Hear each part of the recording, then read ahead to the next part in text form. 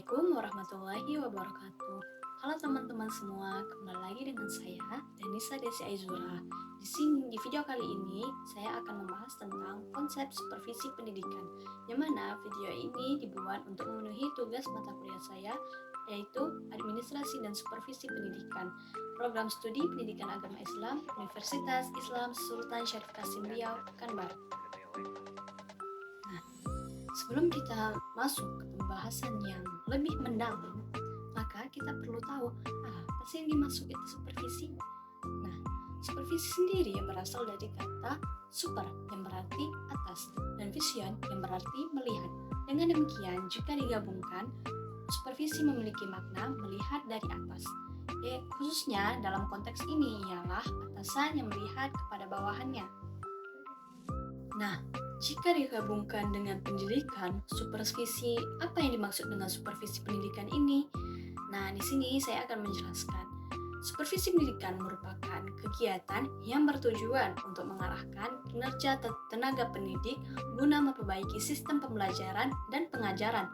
Hal ini meliputi revisi terhadap tujuan pendidikan, materi pengajaran, metode mengajar, serta evaluasi pengajaran agar diterima oleh peserta didik. Nah, pastinya teman-teman semua udah pada tahu kan apa itu supervisi pendidikan?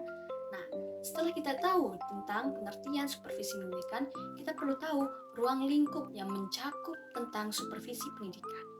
Nah, ruang lingkup supervisi pendidikan ini mencakup 3 aspek, yang mana yang pertama, supervisi akademik. Supervisi akademik ini berfokus pada masalah akademik yang terkait langsung dengan proses pembelajaran.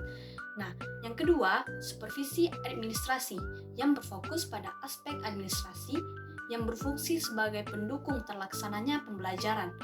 Nah, yang ketiga, supervisi lembaga, yaitu yang melibatkan pengawasan terhadap seluruh aspek yang ada di lembaga atau sekolah, misalnya seperti proses akreditasi sekolah.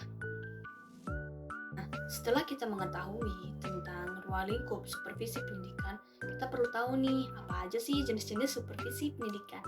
Nah, adapun jenis-jenis supervisi pendidikan ini terbagi menjadi 3. Yang pertama, supervisi umum. Yang kedua, supervisi pengajaran. Yang ketiga, supervisi klinis. Adapun supervisi umum yaitu supervisi yang tidak secara langsung terkait dengan upaya perbaikan pengajaran. Nah, adapun supervisi pengajaran, supervisinya itu yang lebih berfokus pada pengawasan untuk perbaikan kondisi personal maupun material. Nah, adapun supervisi klinis yaitu supervisi yang berfokus pada pencari penyebab atau kelemahan dalam proses pembelajaran. Adapun supervisi klinis ini sendiri termasuk kepada supervisi pengajaran. Jadi masih dalam jangkauan supervisi pengajaran. Nah, sebagian besar kita telah mengetahui tentang konsep supervisi pendidikan. Selanjutnya kita akan masuk pada pembahasan prinsip-prinsip supervisi pendidikan. Nah, perlu kita ketahui prinsip ini membantu untuk supervisor untuk menjalankan tugasnya dengan benar dan lancar. Nah, yang pertama, prinsip supervisi pendidikan yaitu bersifat memberikan bimbingan. Yang kedua, memberikan umpan balik sebaik dan secepat mungkin. Dan yang ketiga, membantu menjelaskan tujuan dan sarana pendidikan. Adapun yang keempat, yaitu membantu memperbaiki sikap dan hubungan antar sesama anggota. Yang kelima, yaitu berdemokrasi. Yang keenam, kerjasama.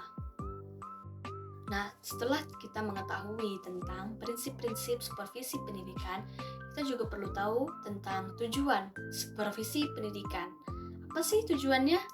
Nah, tujuan supervisi pendidikan itu terbagi menjadi 2. Yang pertama, tujuan umum. Yang kedua, tujuan khusus. Nah, adapun tujuan umum yaitu memberikan bantuan teknis dan bimbingan kepada guru atau staf sekolah yang lain agar personel tersebut mampu meningkatkan kualitas kinerjanya, terutama dalam melaksanakan tugas, yaitu melaksanakan proses pembelajaran. Adapun tujuan khususnya yaitu meningkatkan kinerja siswa sekolah dalam perannya sebagai peserta didik yang belajar dengan semangat tinggi agar dapat mencapai prestasi belajar siswa yang optimal. Jadi, dari pembagian 2 tujuan yang telah disebutkan tadi, dapat disimpulkan bahwa supervisi pendidikan bertujuan untuk meningkatkan kualitas kinerja guru dan staf sekolah serta meningkatkan prestasi belajar siswa. Sangat penting dalam mencapai pendidikan yang berkualitas. Peningkatan kinerja siswa, guru, dan keefektifan serta efisiensi pengelolaan sarana dan prasarana sekolah juga sangat relevan. Nah, setelah kita mengetahui tentang tujuan dari supervisi pendidikan, kita juga perlu tahu sih apa fungsi dari adanya supervisi pendidikan.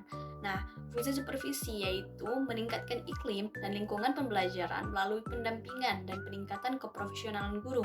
Atau dengan kata lain, fungsi supervisi yaitu memberikan bantuan dan kesempatan kepada para guru untuk belajar meningkatkan kualitas diri mereka sehingga memudahkan mencapai tujuan pembelajaran peserta didik. Jadi, dengan melaksanakan fungsi-fungsi tersebut, supervisi pendidikan dapat memberikan kontribusi yang signifikan dalam meningkatkan kualitas pendidikan, baik bagi guru maupun siswa.